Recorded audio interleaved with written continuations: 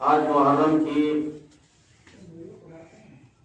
تیسری تاریخ آخری مرحلے میں ہے اور ہم اس فرش عزا کے اوپر شہزادی کو ان کے لال کا قرصہ دینے کے لیے جمع ہوئے ہیں۔ ہماری پچھلی گفتگو یہاں تک پہنچی تھی پیغمبر اسلام تک۔ پیغمبر اسلام نے دین اسلام کو پہنچانے میں بڑی مشقتیں کی، بڑی محنتیں کی ہیں۔ ایک گوشہ رہ گیا تھا جس کو آج مکمل کر کے کل دوسرے مرحلے میں مجلس پہنچے گی انشاءاللہ۔ خالق کائنات مالک ارض و سما اپنی مشہور و معروف کتاب قرآن مجید میں ارشاد فرما رہا ہے کہ بسم اللہ الرحمن الرحیم ان الدین عند اللہ الاسلام، بے شک اللہ کے نزدیک پسندیدہ دین صرف اسلام ہے۔ اور کیوں نہ اللہ کو پسند ہو دین اسلام، اس کے لیے اس نے 1,24,000 انبیاء کا انتخاب کیا، اور اس انبیاءوں میں بھی کچھ کو اولو العزم نبی بنایا، کچھ کو رسول بنایا، کچھ کو نبی بنایا۔ درجہ بدرجہ اس نے نبیوں کے مرتبے کو جیسے جیسے امتحان لیتا گیا، نبی اس میں کامیاب ہوتے گئے، ان کے مرتبے کو بلند کرتا چلا گیا۔ ایک صلوات بھیجے محمد وآل محمد صلی اللہ محمد وآل۔ 1,23,000 نبیوں کو جو اس نے بھیجا، الگ الگ قبیلوں میں بھیجا، الگ الگ جگہ بھیجا، الگ الگ قریوں میں بھیجا، الگ الگ ملکوں میں بھیجا، بہرحال تبلیغ دین ہوتی رہے۔ ہمارے پیغمبر اسلام کو کہاں اتارا؟ قرآن میں آیت آئی ہے کہ ہم نے پیغمبر اسلام کا انتخاب کیا۔ کون سی جگہ انتخاب کیا؟ قرآن کی آیت ہے کہ اے حبیب، جب ہم نے تم کو یتیم پایا تو آغوش ابو طالب کو تمہارا مسکن بنایا۔ توجہ سے سنیے گا، جناب ابو طالب کی آغوش میں پیغمبر اسلام کو اتارا، اور وہ کون سی وہ آغوش تھی جناب ابو طالب کی کہ جناب ابو طالب کو دنیا مسلمان ماننے پہ تیار نہیں۔ اللہ اکبر۔ مسلمان کیا لوگ کہتے ہیں کہ جناب ابو طالب نے کلمہ ہی نہیں پڑھا، اور جناب ابو طالب ایمان ہی نہیں لائے تھے۔ میں تو یہ کہتا ہوں کہ ایمان تو وہ لائے جو پہلے سے بے ایمان ہو۔ صاحب ایمان کو ایمان لانے کی ضرورت کیا ہے؟ سلام بھیجے محمد وآل محمد۔ اللہم صلی علی محمد کوئی سوال مجھ سے کرے کہ مولانا آپ ایمان کب لائے، تو میں تو یہی جواب دوں گا، مجھے ایمان لانے کی ضرورت کیا ہے؟ ہمارے باپ دادا پردادا ہمارے نسلوں سے ہم صاحب ایمان ہیں، مومن ہیں، تو ہم کو کلمہ پڑھنے کی ضرورت نہیں۔ کلمہ تو اسے پڑھایا جاتا ہو جو پہلے کافر ہو۔ عزیزان گرامی توجہ دیجیے گا، تو اللہ نے کہاں انتخاب کیا ہمارے نبی کو؟ کس کی آغوش میں انتخاب کیا؟ آغوش ابو طالب میں۔ مسلمان جناب ابو طالب کو مسلمان ماننے پہ تیار نہیں ہے۔ پیغمبر کیا ہیں؟ پیغمبر معصوم ہیں۔ پیغمبر کیا ہیں؟ پیغمبر نبی ہیں۔ پیغمبر کے نزدیک جو ہے رجس آ ہی نہیں سکتا ہے، کیونکہ قرآن شاہد ہے۔ بسم اللہ الرحمن الرحیم، انما یرید اللہ لیذھب عنکم الرجس اہل البیت ویطہرکم تطہیرا۔ اللہم صلی علی محمد وآل محمد وعجل فرج۔ ہر رجس کو اہل بیت سے دور رکھا گیا ہے، دور کرنے کا نہیں۔ ہمارے بڑے بھائی جو ترجمہ کرتے ہیں قرآن میں کہ اہل بیت رسالت کو ایسا پاک و پاکیزہ کرے جیسا پاک و پاکیزہ کرنے کا حق ہے، لیکن یہ ترجمہ غلط ہے۔ یہ ترجمہ ہے صحیح جو ہمارے ہاں علماء و مفسرین ترجمہ کیا ہے کہ اہل بیت رسالت ہر رجس ایسے دور رکھے جیسے دور رکھنے کا حق ہے۔ دور رکھنے میں اور کرنے میں فرق ہوتا ہے۔ کرنا یہ ہے کہ ہم نے دور کیا کسی چیز کو، مثال کے طور پر یہ یہاں پہ اسٹول رکھا ہوا ہے، میں نے کہا اس کو دور کر دیجئے، تو دور کرنے کا مطلب یہ کہ پہلے سے پاس تھا۔ بھائی آپ نے توجہ نہیں دی کہ پہلے سے قریب تھا، اب میں نے دور کیا۔ یا یہ کہوں پلٹ کے کہ اس کو دور ہی رکھیے، اس کو میرے پاس نہ آنے دیجئے۔ رکھنے کا مطلب یہ کہ پہلے بھی دور تھا، اب بھی میں دور رکھنے کا اشارہ کر رہا ہوں۔ تو اہل بیت معصوم ہے، صاحب عصمت ہے، پیغمبر اسلام کے نزدیک رجس آ نہیں سکتا، معصوم ہے، لہذا ان کے نزدیک رجس آ ہی نہیں سکتا ہے۔ یہ دور، یہ ہمیشہ رجس سے دور ہے، یہ صاحب عصمت و طہارت ہے، اس درجے عصمت و طہارت کے کمال کے درجے پر فائز ہے۔ پر توجہ عزیزان گرامی یہ ہے کہ اللہ نے ایسی آغوش کو انتخاب کیا ہے جس میں مسلمان کہتا ہے کہ جناب ابو طالب ایمان نہیں لائے تھے۔ ہم مثال آپ کے سامنے یہ دیں گے کہ دیکھیے وہ پیغمبر اسلام ہے، پیغمبر اسلام عصمت و طہارت کا محور ہے، اس منزل پر ہے، رجس ان کے قریب نہیں آ سکتا ہے۔ اور جناب ابو طالب کو دنیا مسلمان نہیں مانتی۔ جب مسلمان نہیں مانتی تو آغوش ابو طالب کیا ہوئی؟ پیغمبر جب آغوش ابو طالب میں پڑھے تو کیا ہوئے؟ اب عزیزان گرامی مثال آپ کے دوں تاکہ بچوں کے بات سمجھ میں آ جائے۔ ہم آج کل ایک قرآن مجید جو آپ کے سامنے ہے، قرآن مجید بازار سے خرید کے لاتے ہیں، عام کتاب نہیں، قرآن، وہ بھی قرآن نہیں، جو جبریل لے کے وحی کے ذریعے آئے ہیں قلب پیغمبر پر نازل ہوا، وہ بھی قرآن نہیں، بلکہ وہ قرآن جو پیغمبر نے بتایا، بتانے کے بعد لوگوں نے اس کو اکٹھا کیا، جمع کیا اور وہ لکھا گیا، آج کے دنیا میں پریس میں چھپا، جسے کہتے ہیں مکتوب قرآن۔ وہ قرآن اللہ کی کتاب ہے تو کلام اللہ، لیکن کسی معصوم نے نہیں لکھا، پریس میں چھپا۔ جب ہم بازار سے گئے اس کو ہدیہ دیا، لے کے آئے، لانے کے بعد کیا انصاف سے بتائیے اس پاک و پاکیزہ قرآن کو ایسی جگہ رکھیں گے جہاں عام بچے ہمارے گھر کے کتابیں پڑھ کے ڈال دیا کرتے ہیں کہ نہیں، ہرگز یہ مسلمان برداشت نہیں کرے گا کہ اس قرآن کو یہاں، حالانکہ وہ اصل والا قرآن نہیں ہے، یہ چھپا ہوا پریس کا بازار سے لائے ہیں، اس کو رکھنا پسند نہیں کرے گا۔ کیا کرے گا؟ اس کو لائے گا، لانے کے بعد جزدان سلائے گا، جزدان میں بند کرے گا، گھر میں کہاں رکھے گا؟ اونچا مقام تلاش کرے گا تاکہ بچے اس چیز سے دور رہے، اس کی بے حرمتی نہ ہونے پائے۔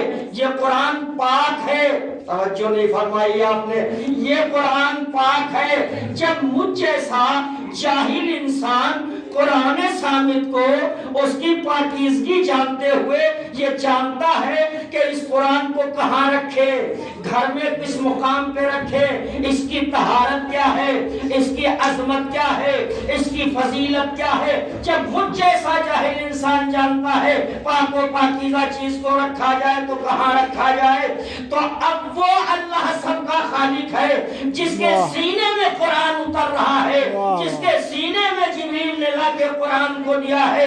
آیت ہے کہ کیا ہم جیسے مسلمانوں کو معلوم ہے، جاہل انسان کو معلوم ہے قرآن کو رکھے تو اونچی جگہ رکھے، قرآن کو رکھے تو پاک جگہ رکھے، تو اللہ کو کیا نہیں معلوم ہوگا کہ اپنے رسول کو اتارے کہ کیسی آغوش میں اتارے؟ صلوات بھیجے محمد صلی اللہ محمد علی۔ اور یہ کہتے ہیں مسلمان، یہ لوگ تو علی کو بڑھا دیتے ہیں، رسول اللہ سے علی کو بڑھا دیتے ہیں۔ بھائی میری حیثیت کیا ہے کہ جو ہم کسی کو گھٹائیں یا کسی کو بڑھائیں؟ آپ نے اپنے یہاں اپنے جلسوں میں، اپنے تقریروں میں، اپنے اجتماعوں میں رسول کو کتنا سنا ہوگا؟ بھائی اتنا سنا اپنے مولویوں سے کہ رسول کالی کملی والا رسول، گنبد خضرا والا رسول، مکے والا رسول، مدینے والا رسول، زلفوں والا رسول، کالی کملی والا رسول، یہ سنا، یہ فضیلتیں، یہ صورت والا سنا، سیرت والا نہیں سنا۔ جب آپ نے ہماری مجلسوں میں آ کے میرے علی کے فضائل سنے تو آپ کو لگا کہ رسول سے علی کو بڑھا دیتے؟ نہیں، رسول کی منزلت اور ہے، میرے مولا کی منزل اور ہے۔ عزیزان گرامی، یہاں تک کہ یہ کہتے ہیں کہ جناب ابو طالب ایمان ہی نہیں لائے تھے، ایمان ہی نہیں لائے تھے، آخر وقت تک رسول اللہ کہتے رہے کہ چچا کلمہ پڑھ لیجئے، چچا کلمہ پڑھ لیجئے۔ جناب ابو طالب نے آخر وقت تک کلمہ نہیں پڑھا۔ آخر ایک روایت یہ کرتے ہیں، روایت نقل کرتے ہیں کہ جب آخری وقت آیا جناب ابو طالب کا، آخری وقت آیا تو رسول اللہ نے جا کے کان میں چپکے سے کہا، دیکھیں یہ میری روایت نہیں ہے، یہ بڑے بھائیوں کی روایت ہے، کہا چچا کلمہ پڑھ لیجئے آخر وقت میں۔ میں تو یہی تو کہوں گا مسلمانوں کو حیف ہے مسلمانوں کی تاریخ پہ۔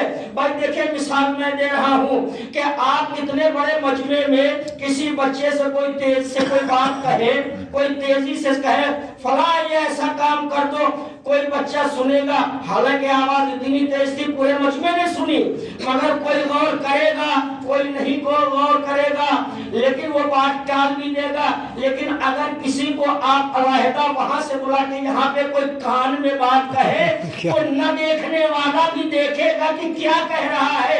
یہی تو مجھے حیف ہے مسلمانوں پہ، جو غدیر کے میدان میں اگر اعلان بات کہی وہ بھول گئے، میرے کان میں کہی وہ یاد رہی۔ صلوات ہے محمد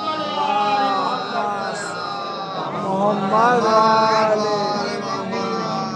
رسولullah نے کان میں کہی ابو طالب سے، جناب ابو طالب سے کہ کلمہ پڑھ لیجئے، اور مسلمانوں کو یاد ہے کہ رسول نے آخری وقت میں کہا تھا چچا کلمہ، حالانکہ ہمارے یہاں یہ روایت نہیں ہے، اور جو غدیر میں کہی تھی، حاجیوں کے درمیان میں کہی تھی، صحابیوں کے درمیان میں کہی تھی، بھول گئے، کسی کو یاد رہی، کسی کو نہیں یاد رہی۔ عزیزان گرامی، آپ کہتے ہیں کلمہ نہیں پڑھا، انہیں کلمہ پڑھنے کی ضرورت کیا تھی؟ مثال پھر میں آپ کو دوں، صلوات بھیجئے محمد و آل محمد صلی علی محمد وآل محمد۔ اچھا، جب کسی کو مسلمان بنایا جاتا ہے تو طریقہ کیا ہے؟ سیدھی سی سمپل سی بات ہے، اگر کسی کافر کو میرے سامنے لایا جائے کہ اس کو مسلمان بنا دیجئے، آیا، ٹھیک ہے، آئیے بھائی، اس کو سب سے پہلے کیا کہیں گے؟ پڑھیے بھائی لا الہ الا اللہ، اس نے کہا لا الہ الا اللہ، پھر کہا پڑھیے محمد رسول اللہ، اس نے کہا محمد رسول اللہ، اب پلٹ کے پوچھے کہ بھائی مسلمان ہو گیا؟ کہ صرف لا الہ الا اللہ پہ مسلمان نہیں ہوتا، کب مسلمان ہوتا ہے؟ محمد رسول اللہ پہ۔ آنے والا جس کو آپ لائے میرے پاس وہ پڑھا لکھا تھا، اس نے کہا مولانا یہ بات سمجھ میں نہیں آئی، کہا کیا؟ کوئی لا الہ الا اللہ آپ نے پڑھایا، میں نے پڑھا، میں پوچھا مسلمان ہو گیا؟ کہا نہیں مسلمان آپ نہیں ہوئے۔ کہا محمد رسول اللہ پڑھایا، جب محمد رسول اللہ پڑھا تو مسلمان ہو گیا، جب مسلمان ہو گیا تو پھر اس نے ایک بات پوچھی مولانا یہ بتائیے کہ رسول جب پیدا ہوئے آغوش ابو طالب میں آئے تو رسول کا نام کس نے رکھا؟ رسول کا رسول نام کس نے رکھا؟ تو میں نے کہا رسول جب ولادت ہوئی تو رسول کا نام جبریل لے کے آئے آسمان سے۔ کہا کیا لے کے آئے تھے؟ کہا اللہ نے نام آسمان کے رسول، آسمان پہ رسول کا نام رکھا احمد۔ اس نے کہا مولانا یہ بتائیے کہ اللہ نے نام اپنے رسول کا رکھا احمد، اور یہ محمد نام کس نے رکھا؟ میں نے کہا محمد نام ابو طالب نے رکھا۔ تو مولانا آپ نے غلط پڑھایا۔ کیوں؟ کہا اس لیے کہ آپ کو پڑھانا چاہیے تھا لا الہ الا اللہ احمد رسول اللہ۔ کہا نہیں بھائی ایسا نہیں ہے، محمد رسول اللہ۔ میں نے کہا یہی تو مسلمانوں پہ حیف ہے کہ جو نام ابو طالب نے محمد رکھا اس کو پڑھا کے مسلمان ہو جائے انسان، اور جس نے نام رکھا اسی کو کافر مسلمان کہتا ہے۔ صلوات بھیجئے محمد و آل محمد۔ صلی علی محمد وآل جس نے محمد کا نام محمد رکھا، جس کے نام رکھنے سے کافر مسلمان ہو جائے، توجہ دیجئے گا، جس کے نام رکھنے سے اور نام اس کا پڑھنے سے کافر آئے تو مسلمان ہو جائے، اور وہ خود کافر کا کافر رہے، یہی تو مسلمانوں پہ حیف ہے۔ یہ ابو طالب ہے جن کو ایمان لانے کی ضرورت نہیں ہے۔ عزیزان گرامی، سنت ابو طالب پہ عمل بھی کرتے ہیں، پھر بھی انکار ایمان ابو طالب سے ہے۔ سنت کیا سنت ہے؟ پر یہ سنت آپ کو بتا کے رب مصائب کی طرف، جناب ابو طالب وہ اس ایمان کے درجے پر فائز ہے کہ دنیا اندازہ بھی نہیں لگا سکتی ہے۔ دنیا کو کیا معلوم ہے جو رسم و رواج ہمارے ہاں شادیوں میں بیاہوں میں جو چلتے ہیں وہ سنت ابو طالب چل رہی ہے۔ تاریخ سے پوچھئے آج مسلمانوں میں دو نکاح رائج ہیں، ایک شیعوں کے ہوتا ہے، ایک بڑے بھائیوں کے یہاں ہوتا ہے۔ ان کا طریقہ نکاح پوچھ لیجئے کہ کیا ہوتا ہے، یہ محمد کا نکاح ہے یا سیرت ابو طالب پہ ہے؟ دونوں میں آپ کے سامنے آج بتانے جا رہا ہوں۔ دیکھیں سب سے پہلے بڑے بھائیوں کا، ان کا ایمان یہ ہے کہ جناب ابو طالب ایمان نہیں لائے تھے۔ نکاح بتا دیجئے۔ بھائی جب میں نے پوچھا کسی بڑے بھائی کے مولانا سے بھائی یہ بتائیے کہ آپ کے ہاں طریقہ کیا ہے؟ کہا میرے ہاں طریقہ ہے کہ جب دولہے میں آتے ہیں تو قاضی صاحب آتے ہیں، جب قاضی صاحب آتے ہیں تو سب سے پہلے جو بھی سیغے پڑھتے ہو، جو بھی دعا پڑھتے ہو، جو بھی خطبہ پڑھتے ہو، اس سے نہیں مطلب، سب سے پہلے کہتے ہیں کہ پڑھو بیٹا لا الہ الا اللہ اول کلمہ طیب لا الہ الا اللہ محمد رسول اللہ۔ اب جو پہلا عقد ہوا ہوگا پیغمبر اسلام کا مسلمانوں سے مطلب نہیں، رسول اللہ کا جناب خدیجۃ الکبریٰ سے جب پہلا عقد ہوا ہوگا، اس میں ساری تاریخوں نے لکھا ہے کہ جس میں خطبہ پڑھنے والے، پیغمبر کا نکاح پڑھنے والے، خدیجہ سے جو عقد ہوا ہے وہ پڑھنے والے جناب ابو طالب تھے۔ تو بڑے بھائیوں کے اعتبار سے جو سنتیں عمل کر رہے ہیں سنت پیغمبر پہ، تو اب جناب ابو طالب بھی قاضی بنے ہوں گے، رسول کا نکاح پڑھا ہوگا۔ جب رسول کا نکاح پڑھا ہوگا ان کے اعتبار سے، ان کے رسم و رواج کے اعتبار سے، تو جناب ابو طالب نے کیا کہا ہوگا؟ بیٹا محمد پڑھو لا الہ الا اللہ اول کلمہ طیب لا الہ الا اللہ، پڑھو بیٹا محمد محمد الرسول اللہ۔ تو پہلے کس نے کہا؟ واہ صلوات بھیجے محمد بھائی، پہلے تو یہی کہا ہوگا بیٹا محمد پڑھو لا الہ الا اللہ۔ ارے دنیا کے مسلمانوں پہ یہی تو حیف ہے۔ ارے ابو طالب کلمہ پڑھنے والے کا نام نہیں ہے، محمد تو کلمہ پڑھانے والے کا نام ابو طالب ہے۔ صلوات بھیجے محمد صلی علی محمد وعلی محمد۔ یہ ہے ہمارے ہاں بھی ہوتا ہے، ہمارے ہاں بھی جب دولہے میں آتے ہیں تو ہمارے مولوی صاحب آتے ہیں، اور آنے کے بعد سب سے پہلے کیا کرتے ہیں؟ سب سے پہلے خطبہ پڑھتے ہیں، بسم اللہ الرحمن الرحیم الحمدللہ اقرارا بنعمت ولا الہ الا اللہ اخلاصا لوحدانیت۔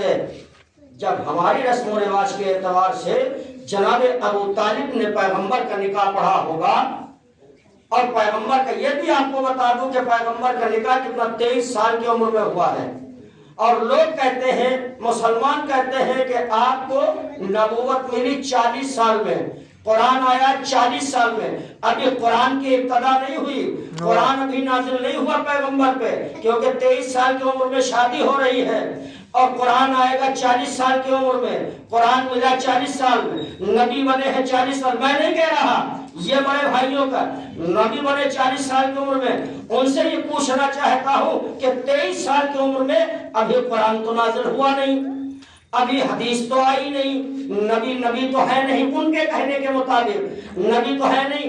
ابو طالب جب خطبہ پڑھ رہے ہیں تو بسم اللہ الرحمن الرحیم کہاں سے پڑھ رہے ہیں؟ صلوات بھیجے محمد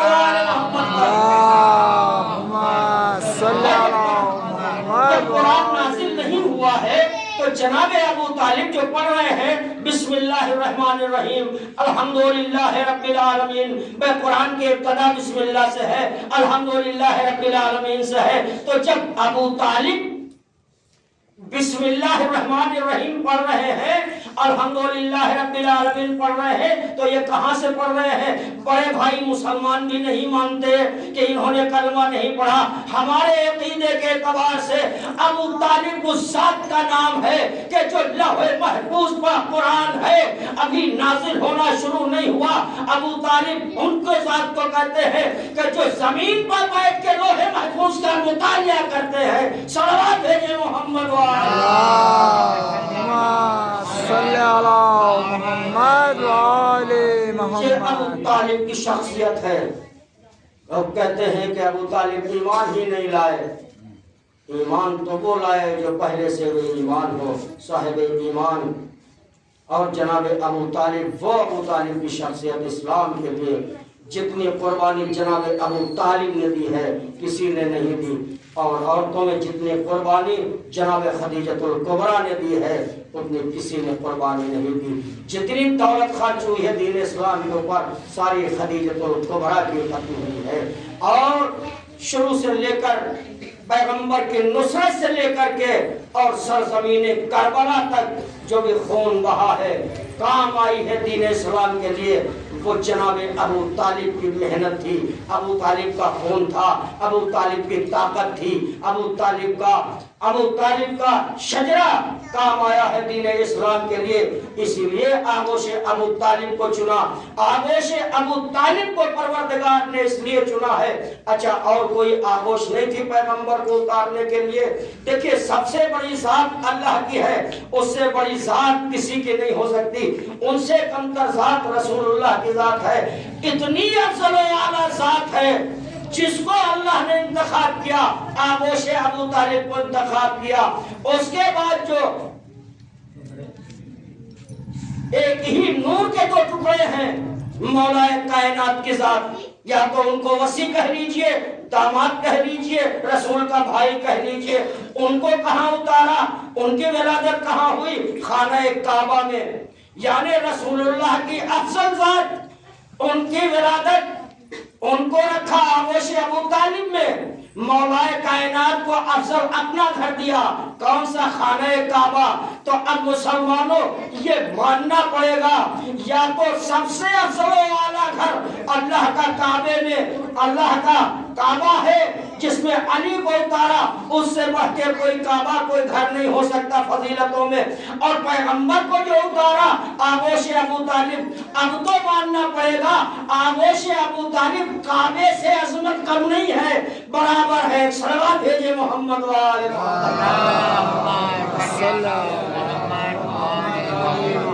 آغوش ابو طالب جو ہے کتنی افضل و اعلیٰ ذات ہے دین اسلام کے لیے، دین اسلام کے لیے جو خون کام آیا ہے کربلا میں، ابو طالب کا خون دولت جناب خدیجہ کام آئی ہے۔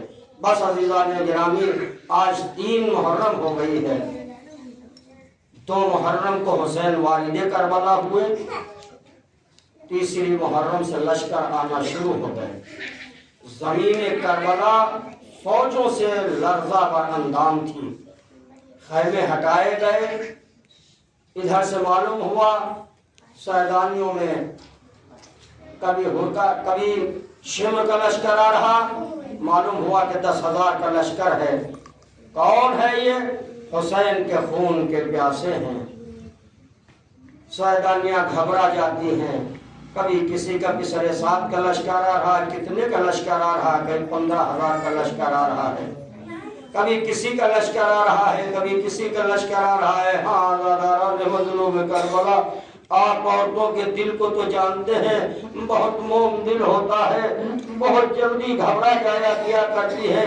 جناب زینب نے جناب فضہ کو بلایا، اے فضہ، اے ماں کی کنیز فضہ، میرے قریب آؤ، میرے بھائی کو بلا کے لاؤ۔ جناب فضہ قریب آئیں، کہا جاؤ میرے بھائی کو بلاؤ، اور بھیا سے کہنا بھیا میں دیکھ رہی ہوں زمین کربلا گھوڑوں کی ٹاپوں سے لرز رہی ہے، گھوڑوں کے آوازوں سے، ہنہنانے کی آوازوں سے لرز رہی ہے، یہ سارے کے سارے دشمن لشکر آ رہے ہیں، میرا دل بیٹھا جا رہا ہے۔ اے بھیا جا کے بھائی کو مجھے میرے قریب بلا کے لاؤ۔ جناب فضہ گئیں اور کہا کہ شہزادی نے آپ کو یاد کیا، امام مظلوم کربلا قریب آئے، در خیمہ پہ آئے، بہن زینب کیوں مجھے یاد کیا ہے؟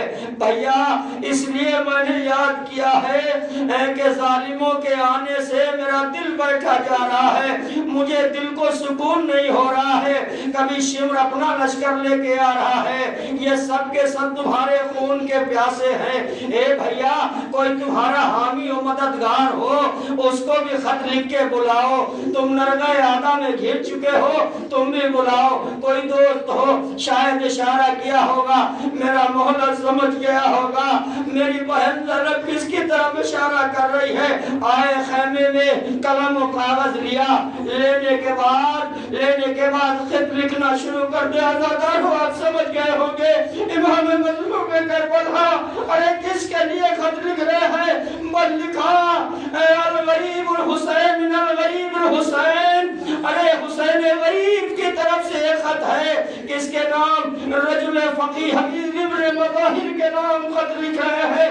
اے حبیب تمہارا آقا و مولا کربلا میں نرغہ آدھا میں گر چکا ہے، اے حبیب کیا اپنے آقا و مولا کی مدد کو نہ آؤ گے؟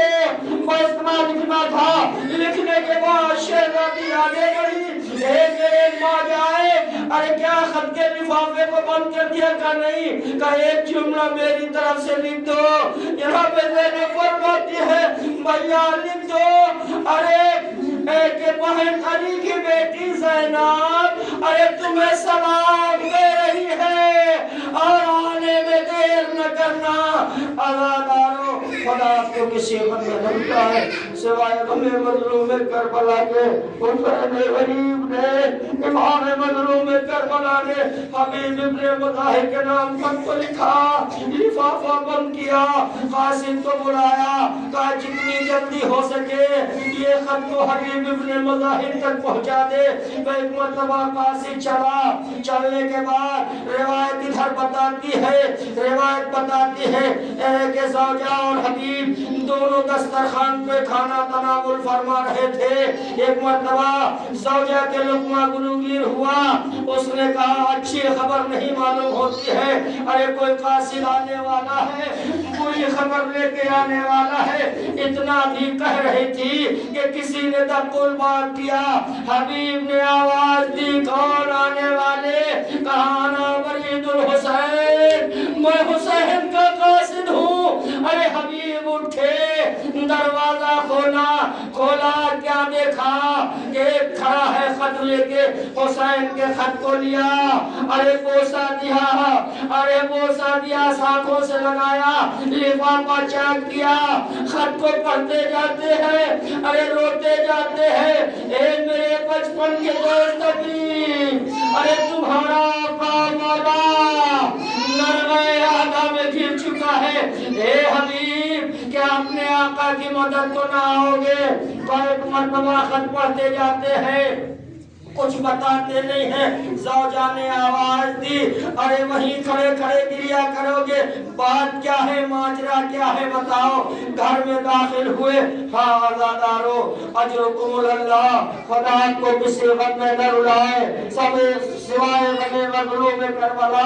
हाँ बाबे अज़ाबो मंज़िलाई। एक मरतबा ज़ौजा के सामने खड़े होते हैं, खत को पढ़ते हैं, माजरा बताते हैं। मेरा आका वाला नरग़े आदा में घिरा हुआ है। फिर क्या हुआ? कहा मुझे मदद के लिए बुलाया है। कहा तुम्हारा इरादा क्या है? एक मर्तबा आज़माइश के लिए हबीब ने पूछ लिया, मैं सोचता हूँ कि मैं तुमको किस हाल पे इस हाल में छोड़ के जाऊं। एक मर्तबा तो जय हबीब कहती है, अज़ादार कहती है हबीब तुम्हारा मौला आका नरग़े आदा में घिरा, अरे तुम्हें नुसरत के लिए बुला रहा है, तुम्हें मेरा ख्याल है, और अगर तुम्हें जाने में डर लग रहा है, ए हबीब ये मेरी चादर ले लो, ये चूड़ियां पहन लो, ये घर में बैठो, मैं अपने आका मौला की मदद को जाऊंगी। लेकिन हबीब ने कहा, ए ज़ौजा मैं तो तेरा इम्तिहान ले रहा था, मैं मौला की नुसरत को जरूर जाऊंगा। अजरुकुमुल्लाह, खुदा आपको किसी गम में न रुलाए सिवाय गमे मज़लूम करबला के। अज़ादारों को बताया कि एक मर्तबा गुलाम को बुलाया, गुलाम तू आगे चल, इसलिए कि कूफे के सारे रास्ते बंद थे, आने जाने वालों पे पाबंदी थी, कोई कूफे से बाहर न जाने पाए, नुसरत इमाम न कर सके। हाँ दादारो अपने गुलाम को भेजा, तू फला मुकाम पे कूफे के बाहर चल, मैं आता हूँ, बचते बचाते रास्ते से आ रहा हूँ। लेकिन जैसे ही वहाँ पहुँचा, ये गुलाम घोड़े को लेके पहुँचा, तो जैसे ही हबीब इब्न मुज़ाहिर वहाँ पहुँचते हैं, तो एक मर्तबा क्या देखा? गुलाम घोड़े से कह रहा था, ऐ अस्बे बावफा, अगर मेरे आका ने आने में देर की तो ऐ घोड़े ये समझ लेना ये गुलाम आका की मदद के लिए करबला पहुंचाऊंगा। हबीब ने कहा, ऐसा मेरे मौला पे वक्त आ गया, गुलाम अपनी जानों को कुर्बान करने के लिए तैयार है। अजरुकुमुल्लाह, एक मर्तबा पहुंचे, गुलाम से कहा मैंने तुझे राह खुदा में आजाद कर दिया, राह खुदा में तुझे आजाद कर दिया।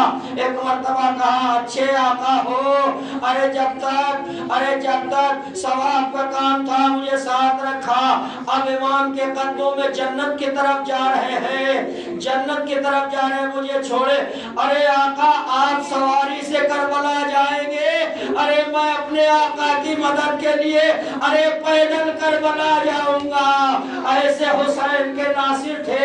ہاں عزادارو اجرکم اللہ، ادھر حسین نے دیکھا، بلایا قریب، بلایا پاس، میرے قریب آ جا قاسم، میرے قریب آ جا، اے علی اکبر میرے قریب آؤ، اے آن محمد میرے قریب آؤ۔ دیکھو کوفے کا راستہ سامنے سے آ رہا ہے، چلو وہاں میرا آنے والا مہمان آ رہا ہے۔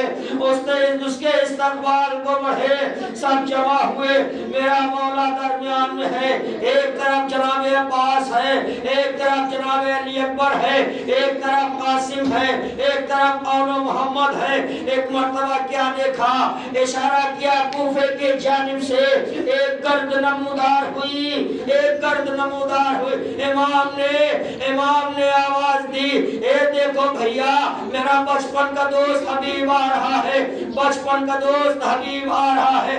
ہاں عزادارو وہ منزل آئی، حبیب قریب آ گئے۔ حبیب نے آتے ہی مولا کے قدموں پہ سر رکھ دیا، اے مولا آپ کے اوپر ایسا وقت آیا ہے، یہ غلام حاضر ہے۔ ہاں عزادارو وہ وقت آیا، اے حبیب کو امام نے کلیجے سے لگایا اور کا حال چال پوچھا۔ پوچھنے کے بعد جیسے ہی در خیمہ پہ لے کے آئے، لے کے آنے کے بعد کہا حبیب ارے تمہارا مولا بڑا مجبور ہے، اس لیے اے حبیب میں تمہاری خاطرداری کے لیے تمہیں ایک قطرہ پانی نہ پلا سکتا، اس لیے کہ پانی خیموں میں ختم ہو گیا۔ بچے الاتش کی صدائیں بلند کر رہے ہیں۔